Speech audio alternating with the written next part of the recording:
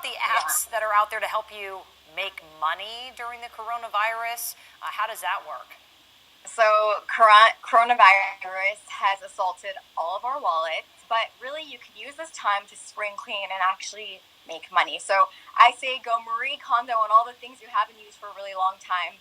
And one company that's actually allowing people to sell and one company that I really like is List Perfectly. It's a great tool for people who sell online, especially multi-channel sellers. So the way that it works is you cross promote and cross post products onto different marketplaces with just one click. So I'm posting them one by one.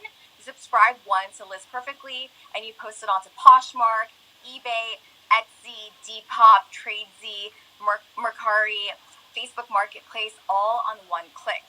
Another really great one that you can use is actually Survey Junkie, and you get paid to take surveys. Imagine that. Other companies like Inbox Dollars, you can get paid for watching ads and reading emails.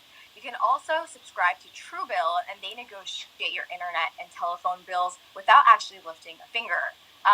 There is an online tutoring program called Chegg, and they allow you to get paid to teach biology and calculus and get paid $20 an hour. And I mean, I don't know about you, but I still have my wedding dress in the back of my closet, and I can actually sell that on Still White.